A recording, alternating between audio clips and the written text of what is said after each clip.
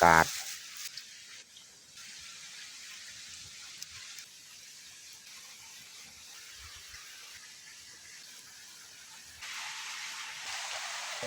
อย่าลืมกดไลค์กดแชร์และกดติดตามเด้อพี่น้อง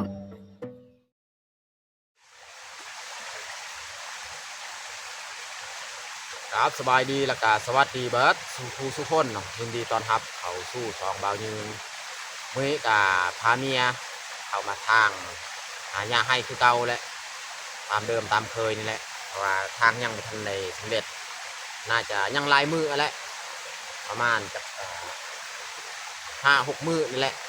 ถ้าว่าเขาทางแต่ละมือตลอดประมาณนั้นแหละเป็นสีแล้วเนาะเพราะว่าพื้นที่บอนเขาทางนี่มัน6เอากะทางแต่ละมือกะบ่ได้พื้นที่ลายหยาม6 มือละประมาณ10หรือว่าคูณ20ประมาณนั่นแหละความกว้างของทางแต่ละมือเอาโอเคมีแต่ทุกคนติดตามเบิ้งติดตามชมกับพวกเฮาได้ยาวๆเลยแดดก็เริ่มส่องมาแล้วนี่ก็สีเริ่มออกขึ้นมาทางต่ออีกนะพี่น้องเบิ้งนี่หญ้ามัน6นี่เขาก็บ่ได้เนื้อที่ลายเขาทางนี่หญ้ามันเป็นแบบนี้แต่ว่าป้ามันแป้นมันยังกะอาจจะไว้อยู่เขาทางแต่ว่าจังไรกะพยายามแหละเพราะว่าเขาทาง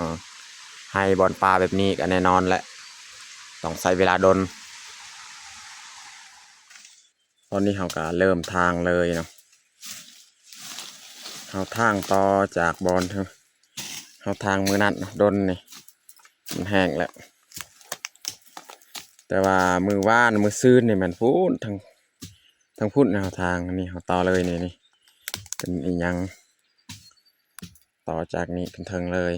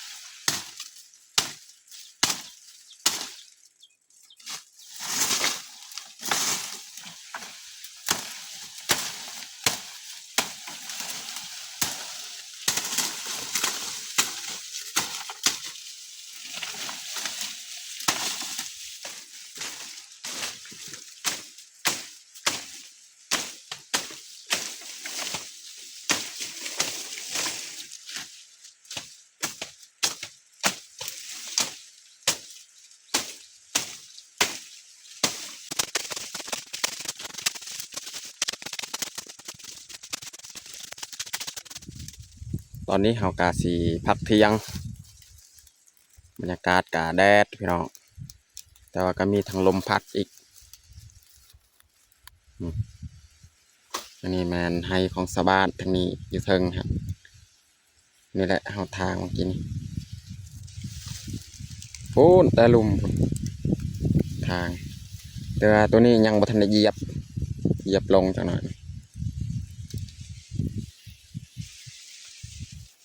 เราก็เอาแคมมานำแต่ละมือนี่เขาจะเก็บเอาอยู่หันก็มีคอยตัดไว้น้องเบิ่งนี่ดอกแคมร้ายแถวไฮแต่ว่าเขาก็อยากทางไฮนำแต่ก็อยากเอาแคมนำเนาะอยากให้ของเขาก็มันแล้วแต่ว่าแคมเขาก็อยากได้เอาวันนี้เขาสีกลับปักเทียงหากินหายาก่อน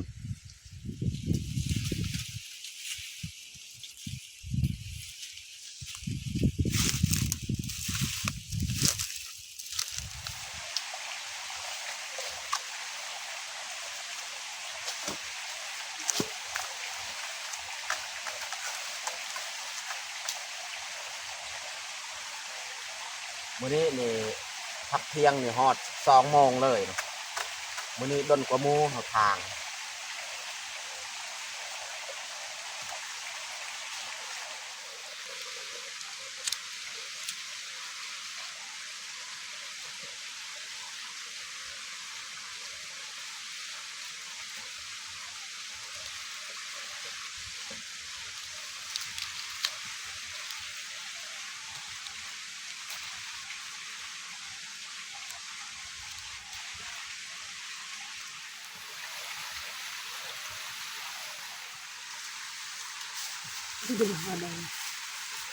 มื้อนี้ก็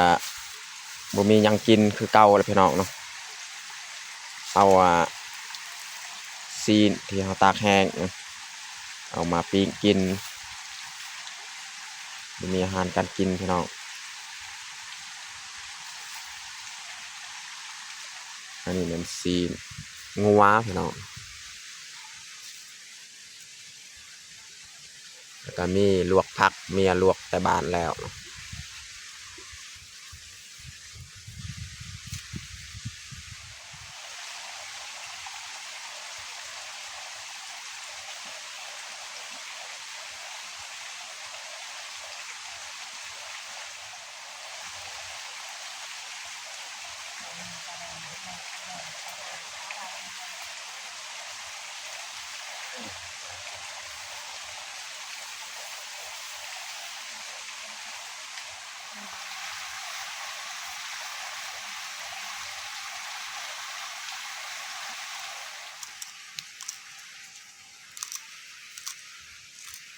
ซอยหอมบัวเฮาสิเฮ็ดแจ่ว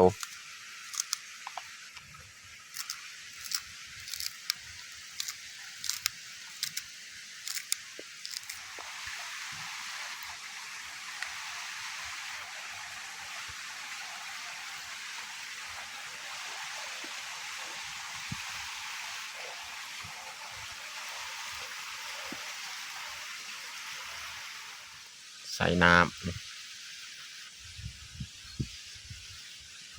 มื้อนี้นี่บ่ได้ถือถ้วยถือบวงมาเนาะพี่น้องเนาะเพราะว่าฟ้าวแห้งตอนเช้านี่ตำแต่แจ่วนี่เอาแต่ซีนแห้งแล้วไปเลยเอาเข้า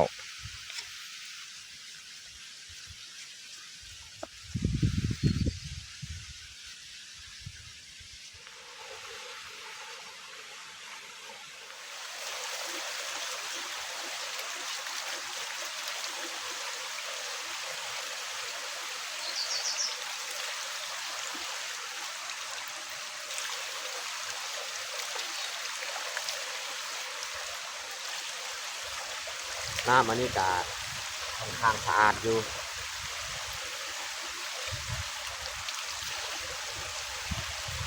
เพราะว่าบ่อมันออกของเราไกลนี่มันเพิ่งอยู่บ่อน้ำ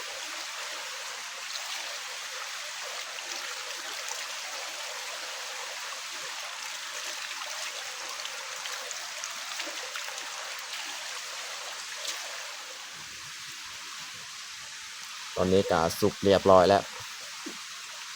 ซีนแห้งของเฮานี่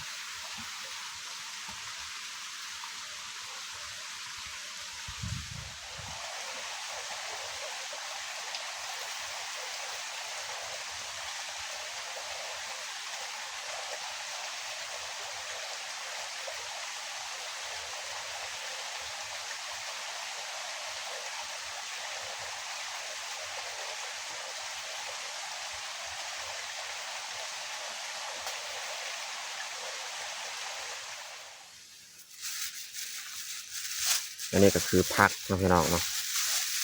ผักที่เราลวกจากบ้านอากาศแจวก็ปิ้งซีนแห้งนี่มันกล้วยสำหรับอาหารเที่ยงของเฮากับบัดนี้แหละพี่น้อง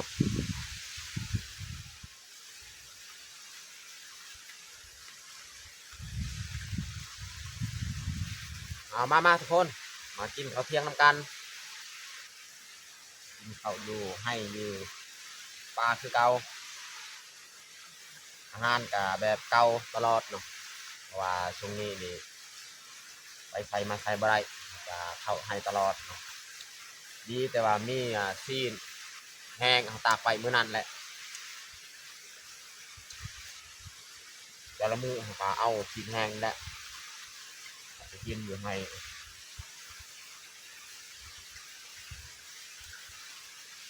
เด้อครับ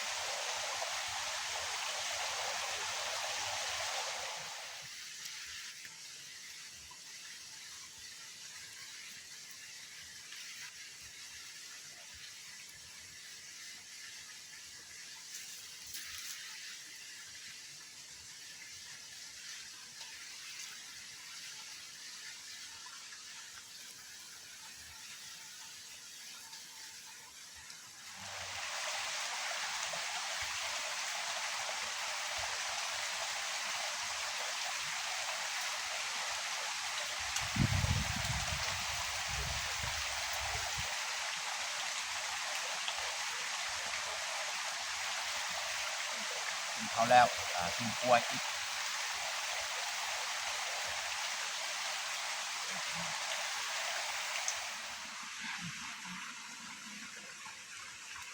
ตอนนี้เฮาก็นั่งลิแคมอีก